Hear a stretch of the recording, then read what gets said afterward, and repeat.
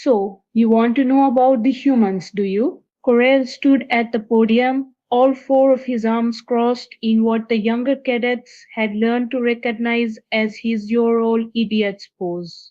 The lecture hall at the Vos Military Academy was packed standing room only, which was ironic considering most of the attendees didn't actually stand the way humans did. Some hovered, some coiled, a few just sort of existed in their seats. Let me guess, Krell continued, his translator unit rendering his clicking mandibles into something these fresh-faced recruits could understand. You've heard the stories, you've seen the propaganda feeds, you think you know what happened during the terror campaign. A Regellian in the front row, eager as a newly hatched grub, raised one of its sensory stalks. Corel ignored it. You think you're going to sit here, listen to some grizzled old veteran talk about the war, and then you'll head off to the simulation pods feeling all inspired and ready to fight. He paused, letting his secondary eyes sweep across the room, while his primary eyes focused on the Regellian who was now slowly lowering its stalk. Well, tough luck. I'm not here to inspire you, I'm here to terrify you. There's a difference. The room had gone quiet. Good. Krell had been doing these lectures for 3 cycles now, ever since the Treaty of New Geneva had been signed, and he'd been politely forcefully retired from active combat duty. The military brass thought he'd be perfect for educational outreach. What they really meant was, Krell, you've seen too much. Go scare the children so they don't make our mistakes. My name is Commander Kale of the 7th Talon Fleet, retired, thank the stars and the void. He uncrossed his upper arms and gestured at the hollow display behind him. I fought in 17 major engagements against human forces. I survived all of them, which puts me in a very exclusive category. Most officers who went up against the humans, they didn't get to retire. They got to be statistics. Someone in the back, a Zandari, by the sound of the respiratory pattern, made a noise that might have been a scoff. Oh, you think I'm exaggerating? Krell's mandibles curved into what his human colleagues had once told him looked like a smile. It wasn't perfect. That's exactly the attitude that got the vanguard of purity wiped out at the Battle of Europa. Confidence. They were confident too, right up until the humans introduced them to something called a tactical nuke. He tapped the podium with one claw. Settle in, cadets. Class is in session, and trust me, you're going to want to take notes. The intelligence briefings made humans sound like a joke. Honestly, let me paint you a picture, Kural said, activating the hollow display. A three-dimensional rendering of a human appeared, rotating slowly. This is what we were up against.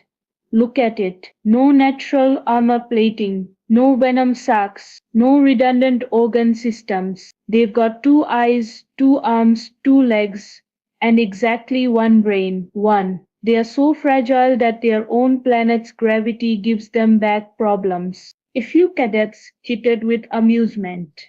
Their bite force? Pathetic. Their running speed? I've seen cargo haulers move faster. They can't even regulate their own body temperature properly. They have to wear artificial skins just to survive in climates that differ from their comfort zone by a few degrees. Krell let that sink in. Our xenobiologists concluded that humans were a species that had somehow achieved space travel through sheer dumb luck, probably stolen technology, we figured. He paused, letting his mandibles click together slowly. We were so very catastrophically wrong. The hollow display shifted to show a military file. My first encounter with humans was at the mining colony on Kepler 442b. Small engagement. We had numerical superiority, better weapons, tactical high ground.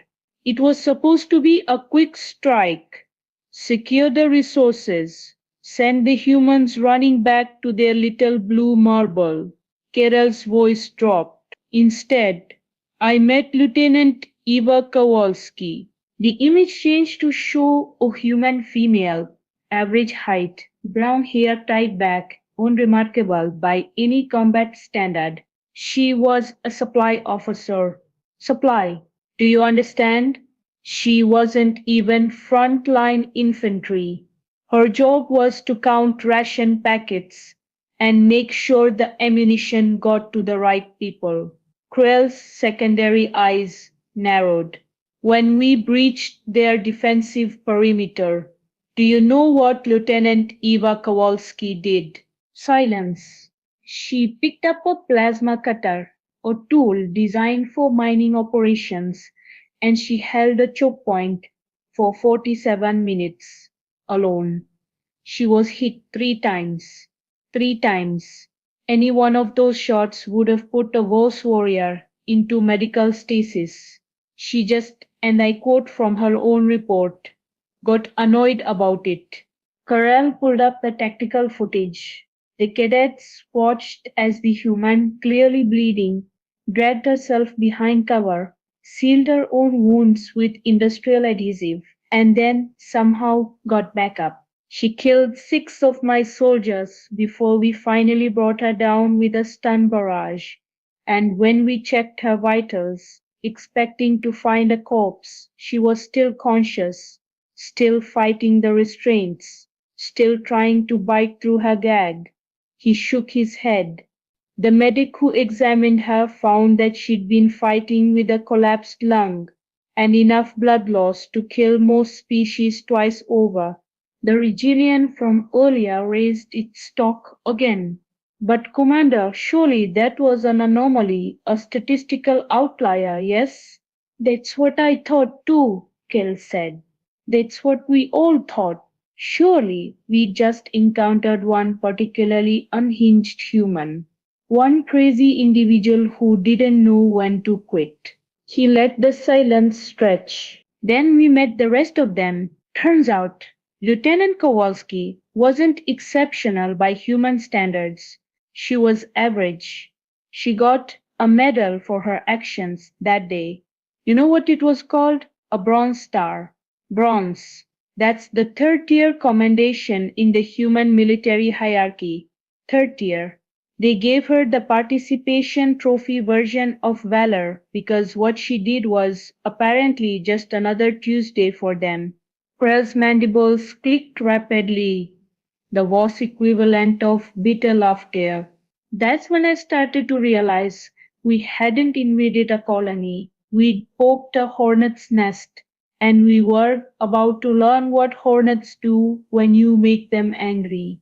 After the Kepler incident, High Command decided we needed better intelligence on human combat psychology. So they assigned me to intelligence analysis, Krell said, pulling up a new series of files. My job was to review combat footage, interrogate prisoners, figure out what made these creatures tick. What I found, cadets, kept me awake for weeks, and I don't even need to sleep as much as humans do. The holo display flickered to dozens of battlefield recordings. Here's what I learned. Humans have this thing, this concept that doesn't translate well into any of our languages. The closest our linguistic computers could get was spite. It's like revenge, but pettier, more personal. It's the willingness to hurt yourself just to make sure your enemy suffers more. A Zantari cadet raised a claw. That's illogical. Self-preservation is the foundation of all combat doctrine. You'd think so, wouldn't you? Krell's laugh was sharp. Let me introduce you to Captain Roland Hayes, and then you can tell me about logic. The display showed a blocky human male, scarred face, cold eyes, that seemed to look through the camera rather than at it. Hayes was a frigate captain. We engaged his ship, the Defiant, that's what they named it. Of course they did, near the asteroid belt of some forgettable system. We had 3 cruisers.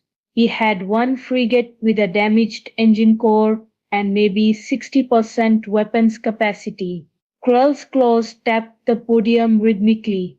Standard doctrine says he should have surrendered or retreated. Hayes did neither. The tactical map appeared, showing the battle formation. Instead, he rerouted life support power to weapons, vented half his crew compartments to space for a speed boost, and rammed his ship directly into our flagship. Corral's voice grew quieter. Not to disable it, to detonate his own reactor core inside our shield perimeter. He killed himself and his entire remaining crew just to take out our command vessel. The room was silent, except for the hum of the Hala projectors. We captured his final transmission. You want to know what he said? Krell didn't wait for an answer. If I'm going down, I'm taking you bastards with me. Then he laughed as he steered his ship into a collision that would kill everyone aboard. Krell pulled up medical files next, rows and rows of injury reports. The pattern kept repeating. Humans with broken bones, still fighting. Humans with severed limbs, still fighting. We had one incident where a human soldier lost her arm to shrapnel, picked it up with her remaining hand and beat one of our troopers with it before she passed out from blood loss. He gestured at the files. Their medics started reporting that the biggest problem they had wasn't treating injuries. It was convincing wounded humans to stay down and accept treatment. A cadet near the back made a gurgling sound of disbelief. I know, I know. It sounds like propaganda, like I'm making this up to scare you. I wish I was. Coral's primary eyes dimmed slightly. I started having conversations with human prisoners, trying to understand. One of them, a corporal who'd been fighting for 6 hours with two broken ribs and a concussion, told me something I'll never forget. He paused, remembering. I asked him, why do you keep fighting when you're clearly beaten? You know we have superior numbers, better technology, strategic advantage. Why not surrender and leave? Krell's translator gave his next words a haunting quality. He looked at me like I was the crazy one and said, because you haven't killed me yet, and as long as I'm breathing, I can make your life difficult. It's not about winning, it's about making sure you regret starting this fight in the first place. The holo display switched to a psychological profile chart. Our xenopsychologist came back with a diagnosis. Humans, they concluded, have a species-wide predisposition toward what they clinically termed catastrophic stubbornness, refuse to surrender, refuse to acknowledge impossible odds, refuse to die when any sensible organism would just give up. Krell's mandibles spread wide. They fight out of spite. They fight because they're angry. They fight because surrender feels worse than death. And that, cadets, is absolutely terrifying. He let the words hang in the air. But I still hadn't seen the worst of it yet. That came later, at Station Seret 9. That's where I learned what humans are really capable of when you back them into a corner. Station Xerath 9 was supposed to be our grand victory, the engagement that would break human resistance in the outer colonies. We brought everything, Krila said, his voice carrying a weight that made several cadets shift uncomfortably. 4 battle carriers, 60 support craft, 15,000 troops. The humans had maybe 3,000 defenders, half of them civilians with basic combat training. The station itself was a glorified research outpost, mostly scientists and engineers. On paper, it was a massacre waiting to happen. The holo display rendered the station a sprawling structure of connected modules orbiting a gas giant. We expected them to evacuate. We gave them 6 hours warning, which was more courtesy than they deserved, honestly. Standard siege protocol. They could leave, we take the station, everyone goes home. Krell's claws drummed faster. Their commanding officer sent back a two-word response. Come take it. A nervous clicking came from somewhere in the audience. So we did. We started with orbital bombardment, softening their defenses, taking out weapon emplacements. Textbook approach. The display showed the tactical progression. Then we sent in the assault teams, breaching pods, shock troops, the works. We figured we'd have the station secured in 4 hours, maybe six if they were stubborn about it. Carol's secondary eyes closed briefly. 37 hours later, we were still fighting for every corridor, every room, every storage closet. The humans had turned the entire station into a death trap. They'd rigged the environmental systems to vent atmosphere randomly. They'd booby-trapped the elevators. They'd even weaponized the cafeteria by putting something called ghost peppers in the ventilation system, which our troops found out the hard way is basically chemical warfare. A few cadets made sounds that might have been laughter, but it died quickly when they saw Quirrell's expression. But the thing that changed everything, the moment I knew we were fighting something we didn't understand, happened in Medical Bay 7. His voice dropped. We'd pushed deep into the station, taken significant casualties, but we were winning. My unit reached the medical bay, expecting to find wounded humans, maybe some staff. Easy capture, use them for leverage. The display showed a floor plan of the medical bay. Instead, we found Sergeant Felix Ortega. He was a medic, trained to save lives, not take them. He'd been treating wounded for 36 straight hours. No sleep, barely any food.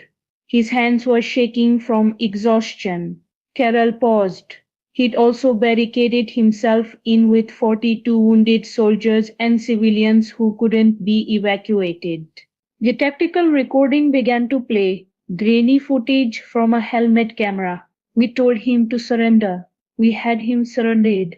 12 armed soldiers against one exhausted medic, and a room full of people who could barely stand. He looked at us, and I swear by the void, he smiled. Carroll's mandibles clicked rapidly. Then he said, and I quote, over my dead body, which, fair warning, is going to be really inconvenient for everyone involved. The cadets watched as the human medic picked up a weapon.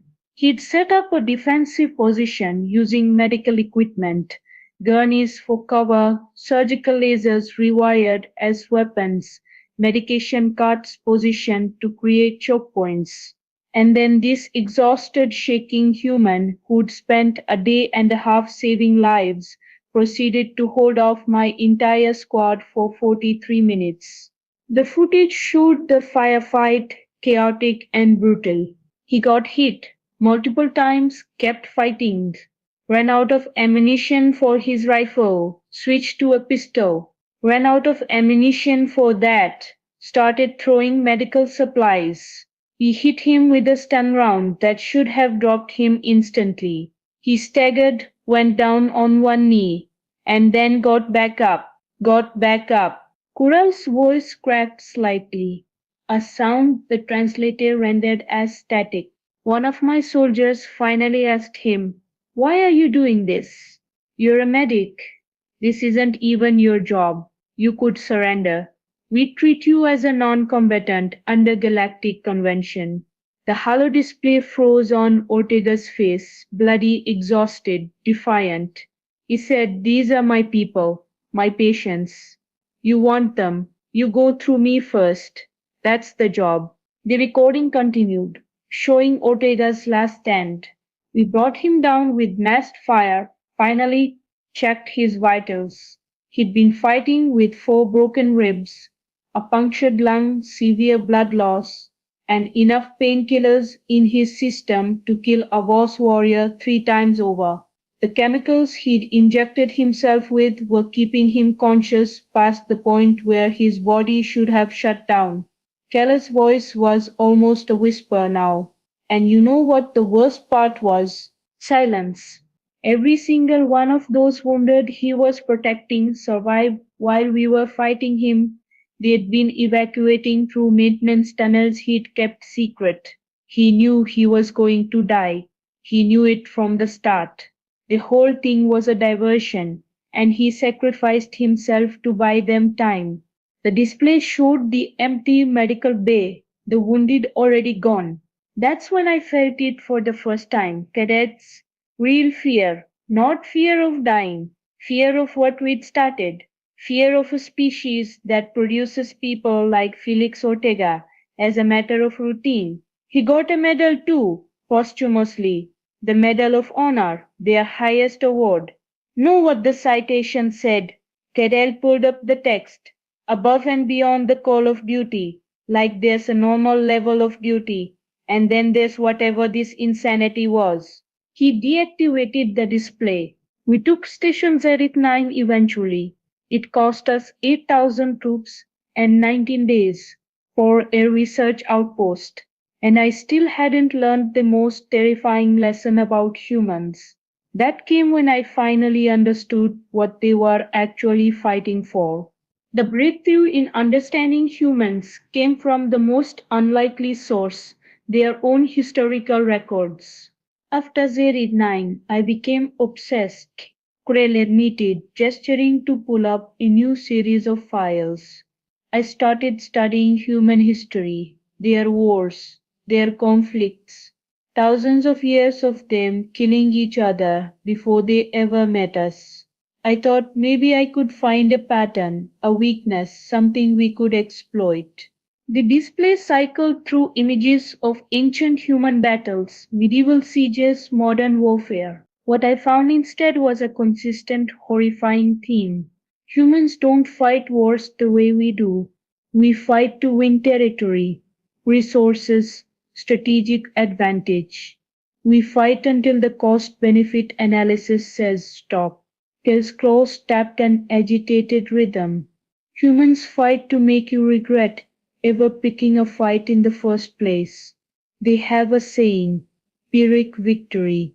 It means winning, but at such devastating cost that you might as well have lost. They invented a term for winning too expensively. Think about that. A Voss cadet in the third row spoke up. But Commander, that's irrational. Wars are about objectives, measurable goals. You'd think so, Krell said. Then I met Commander Victoria Cross, and she taught me exactly how wrong I was about human objectives. The holo display showed a human woman, middle-aged by their standards, with silver hair and eyes that looked like they'd seen the heat death of the universe and found it mildly interesting. Cross was in charge of defensive operations in the Tau City system. We had her outgunned, outmanned, and completely surrounded. I was part of the negotiation team sent to discuss terms of surrender. Kala's mandibles spread in what wasn't quite a smile. She sat across from us, calm as deep space, and listened to our very reasonable offer. Surrender the system, minimal casualties, her people would be treated well under occupation law. The recording of the meeting played audio only. She thanked us for our generous offer. Very polite. Then she said, I have a counter proposal. You leave now, go back to your fleet, and tell your superiors that Tau City is not worth what it's going to cost you. Krull shook his head. Our lead negotiator laughed, asked her what exactly she thought she could do against our superior forces. Her response is burned into my memory forever. He played the audio clip. I can't beat you. Commander Cross's voice was steady, conversational. I know that. You know that. But here's what I can do. I can make taking this system so expensive, so bloody, so absolutely devastating to your forces that you spend the next decade recovering. I've got 4,000 troops who all volunteered for last stand duty. Do you know what that means? It means they're not planning to survive this. It means they're going to make you pay for every meter of ground in blood and time and resources you can't afford to lose. So ask yourself, is Tau Ceti really worth it? The negotiator had called her bluff, of course. The battle for Tau City lasted 11 weeks. Corel continued. We lost 2 carriers, 43 support craft, and over 12,000 troops. The humans lost everything, everyone. Cross herself died in the final bombardment of the command center, still coordinating resistance until the last second. His voice carried a strange mixture of respect and horror. And the worst part, she was right. The losses were so severe that High Command had to pull back from 3 other systems just to recover. We won the battle and lost the strategic position. Pyrrhic victory. The display shifted to tactical analysis, casualty reports, resource expenditure calculations. That's when I finally understood. Humans aren't trying to win. They're trying to make losing too expensive for you to continue. Every last stand, every suicide mission, every time they fight past the point of reason, they are running up your bill. It's economic warfare dressed up as military operations. Krell pulled up a particularly disturbing file. And then there's the other thing Cross taught us, chemical warfare. The cadets stirred uneasily. Not in the traditional sense. Humans regulate that among themselves, mostly. No, I'm talking about their biology. Cross had her troops stop using standard rations 3 weeks before we arrived. Know what they ate instead? Something called suicide wings, extra spicy curry, ghost pepper, everything. Foods that made their bodies produce capsaicin derivatives in their sweat.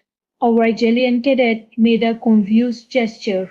When we started taking hand-to-hand casualties, our medics couldn't figure out why troops were having respiratory failures. Turns out human sweat was toxic to us. Not lethal, but incapacitating. They'd weaponized their own biochemistry by changing their diet. Corell's laugh was bitter. Cross had left instructions about it in her personal logs. She'd calculated the effect, tested it, and implemented it as standard protocol. Just another Tuesday in human tactical planning. The holo display showed medical reports, biochemical analyses, terrified notes from both field medics. They didn't just fight with weapons, they fought with their bodies, their psychology, their absolute refusal to make anything easy for us. And I still hadn't learned the final lesson, the one that ended the war, that came during the treaty negotiations, when I finally understood what humans had been holding back the entire time. The treaty negotiations happened on neutral ground, a diplomatic station in unclaimed space. By this point, both sides were exhausted, Kerr said, his voice carrying the weight of those memories. We'd been fighting for 3 years. We'd won more battles than we'd lost, held more territory, had better strategic positioning. On paper, we were winning the war. The hollow display showed casualty charts, resource depletion graphs, fleet strength comparisons. But our analysts started running projections. If the war continued at current intensity, we'd achieve total victory over human space in approximately 40 years. 40 years of bleeding resources, losing soldiers, fighting for every single centimeter of space. The economic models showed our civilization collapsing under the strain long before we'd ever see that victory. The Huel's claws clicked together slowly. The humans, meanwhile, would be extinct. They'd lose, but they'd make sure we lost too. Mutual destruction dressed up as a war. He paused, letting that sink in. So we sued for peace. Both sides agreed to negotiations. That's where I met Corporal James Brixton. The display showed a young human male, unremarkable, the kind of soldier you'd pass in a hallway, and forget immediately. He was part of the human security detail at the negotiations, just a regular infantryman, nothing special. We got to talking during one of the breaks, and I asked him the question that had been eating at me for 3 years. Quayle's secondary eyes focused on a point in the distance, remembering. I said, James, why do your people fight like this? You know you can't win. You've known it from the start. Why not surrender? Preserve your species. Live under occupation until you can negotiate better terms. It's logical. It's rational. Why choose extinction over submission? The room was absolutely silent. He looked at me with those two eyes, those fragile human eyes, and he said something I'll never forget as long as I live. Carroll's translator gave his words a haunted quality. He said, Commander Krell, we've been studying your species too. We know about your history, your wars, your culture. You fight for logical reasons. Territory, resources, survival. You can be reasoned with, negotiated with, because you understand cost-benefit analysis.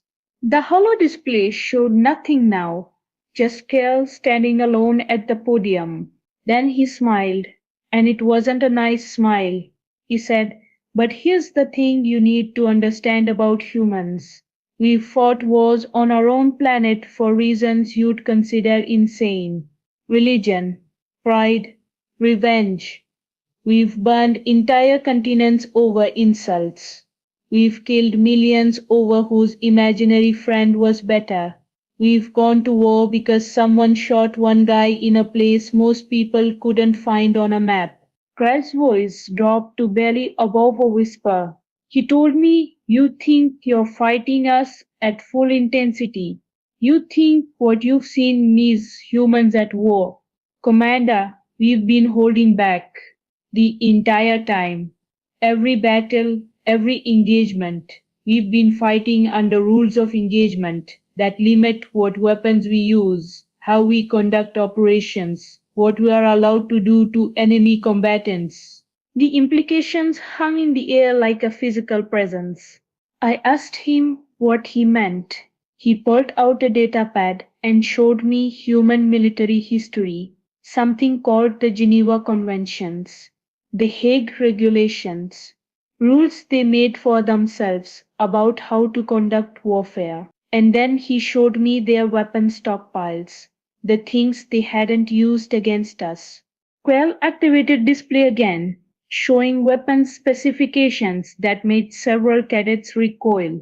Biological weapons that could sterilize entire planets, nanomachine swarms that could disassemble matter at the molecular level, artificial intelligence warfare systems they'd banned themselves from using because they were too effective, psychological warfare techniques that could break sapient minds, and worst of all, he showed me their nuclear arsenals. A Zentari cadet interrupted.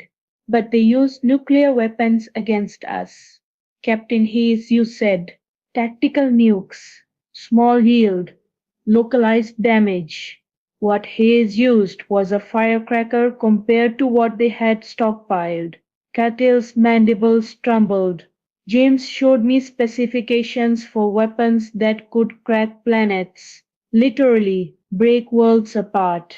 They'd had these weapons for centuries and never used them on each other, not even during their worst conflicts, because they'd agreed it was too far. He let that information settle over the room like a shroud.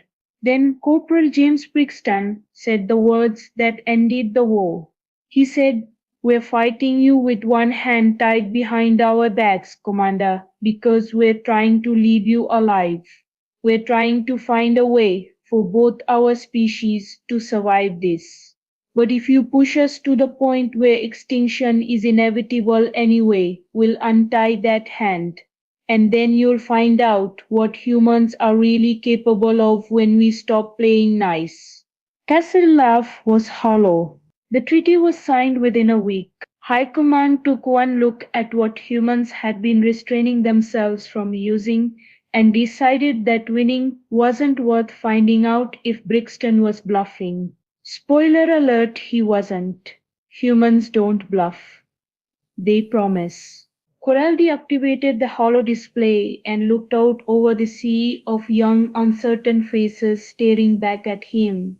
So, cadets, let me give you the advice that High Command wishes someone had given them before we started this whole mess. He uncrossed all four arms and leaned forward on the podium. If you ever, and I mean ever, find yourself in a position where conflict with humans seems inevitable, here's what you do. You sit down, you negotiate, you compromise, you give them whatever they are asking for within reason, and then you give them a little bit more just to be safe. A brave Wasp cadet raised a claw.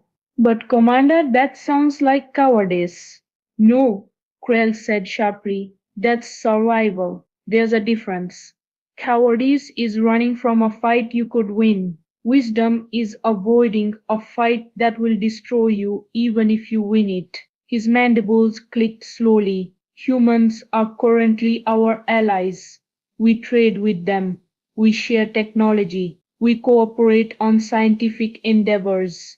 And every single day I'm grateful for that, because the alternative is continuing a war we could never truly win. He gestured to the empty hollow display space.